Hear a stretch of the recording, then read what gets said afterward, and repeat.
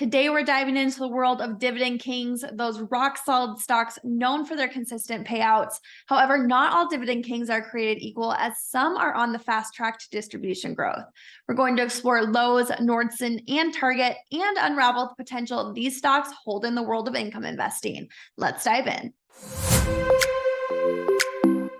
Welcome back, guys. Let's jump right into it for our viewers today. Thank you so much to everyone that's tuning in with us. So many Dividend Kings, most for that matter, tend to grow their payments at low single-digit paces because they're already paying out most of their earnings as distributions. I'm sure you're going to touch more on that, Thomas. But the good news here is that not all Dividend Kings fall into the same category. That's why we're discussing Dividend Kings with the fastest pace of distribution growth. Thomas, what can you tell us about all of this? Yeah, Dividend Kings are among the most reliable dividend-paying stocks on Wall Street. They've got a long history of consistent payments and dividend growth. But as you said, they don't all grow their distributions at the same pace. After 50 years, a lot of these companies are paying more than 50%, more than 60%, and more than 70% of their earnings in distributions. And that prevents them from having a significantly large distribution CAGR. That's the compound annual growth rate. That CAGR is important because that enhances your returns over time. And today, with inflation running the way it is, a high single-digit CAGR is necessary to outpace the rate of inflation.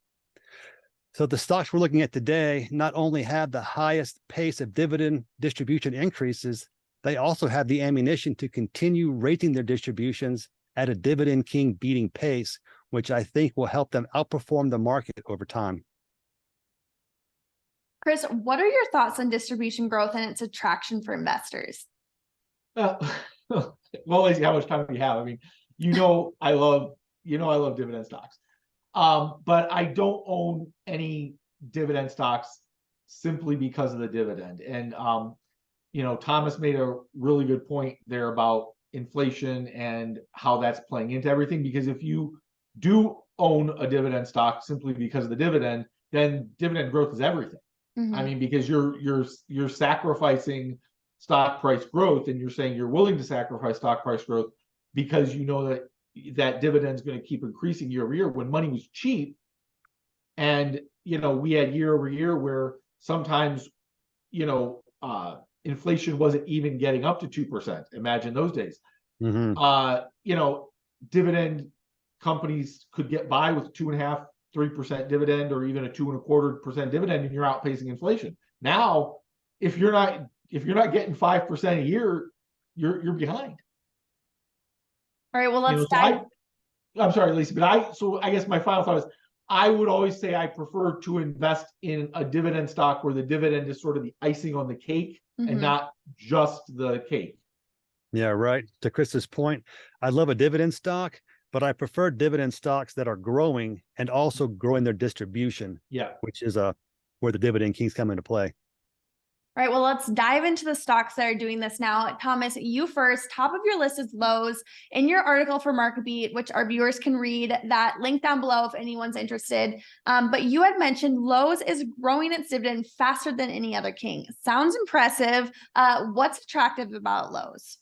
Yeah, Lowe's is the fastest distribution growing king on the list at a mid-teens pace. And the good thing about this company is that they have the metrics to sustain a high pace of dividends. Yeah. Right now, the home improvement market, I'll call it solid. It's not really growing, but it's solid. And this company is able to grow its earnings, produce sufficient earnings to continue growing its distribution.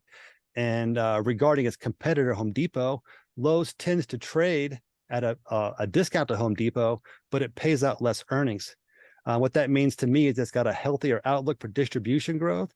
So over time, Lowe's distribution growth should help it recover the discount that it trades to compared to Home Depot. Chris, do you have any thoughts on Lowe's here?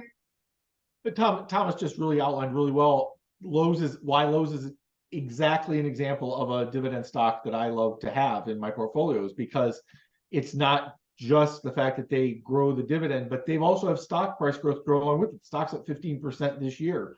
And I think it's showing that, the home improvement sector is becoming sort of an evergreen sector. And there's a narrative there that goes beyond just whatever's happening in the housing market at any one moment.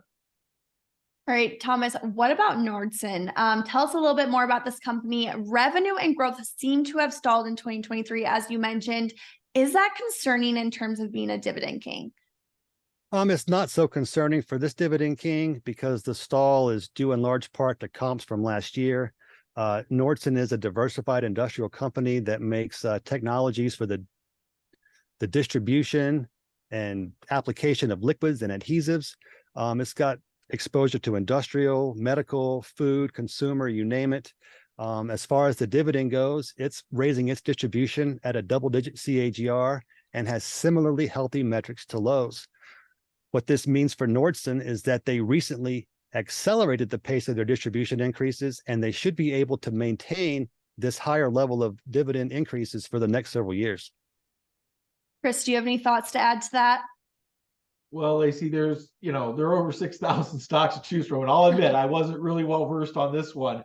But I've read Thomas's article, and, when you hear the description of what the company does, you would expect to see very consistent revenue, very consistent earnings. And that's when I looked at the company's fundamentals. That's exactly what you see. You just see consistency, consistency, consistency. That's what you want to see when you're investing in a Dividend King. Consistency, yes, of course. Thomas, Target made your list, and I'm surprised about that one, to be honest. So explain to me, because I'm not convinced. Right. So Target is kind of a contrarian play right now. The company is not doing well in 2023. It's struggling with growth. It's losing share to Walmart and off-price retailers, but it is a well-established blue chip company. It's working on turnaround efforts. And even with the reduced outlook for revenue and earnings, the distribution health outlook is pretty stable. It's also been raising its distribution at a low double-digit pace. That pace may slow in the coming years, but it should still be able to sustain a high single-digit pace of growth, which will be leading for the group. Now, regarding Target's performance this year, it is down hard compared to Walmart and opening up a deep value opportunity. I'm not saying today is the day to go out and buy some Target, but Target should be showing a bottom soonish, quarter or two. And investors interested in this stock should definitely have it on their watch list waiting for that signal. All right, well, Thomas, you're saying today may not be the day to buy Target, but I'll guarantee you I will be at Target buying things later today. So that's where you'll catch me. Right. So Chris, do you think there's any underlying factors that warrant caution here? In a word, yes. I mean, I can't deny that Target looks oversold.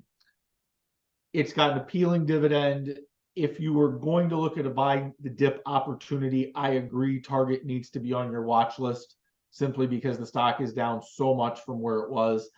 But the stock is down for reasons that go beyond the fundamentals. And again, that's nothing that we have to talk about here. But as long as the dividend is safe, this looks like a turnaround opportunity. However, I agree with Thomas. Right now, I would have this on my watch list. I would want to see analyst sentiment improve on the stock because they've been lowering their price targets since the company's last earnings report. So I don't not just want to see the company report better earnings. I want to see better analyst sentiment around this company before I would get into it. Well, leave us a comment down below so we can continue this conversation. We hope you enjoyed this discussion, uncovering the unique appeal of Dividend Kings with rapid distribution growth. We have from Lowe's leading the home improvement sector to Nordson's consistent earnings, even Target's turnaround that might be happening. These stocks are offering a compelling blend of dividends and growth potential. As always, stay tuned for more insights by liking this video and subscribing to our channel. Thanks so much, guys. We'll see you soon.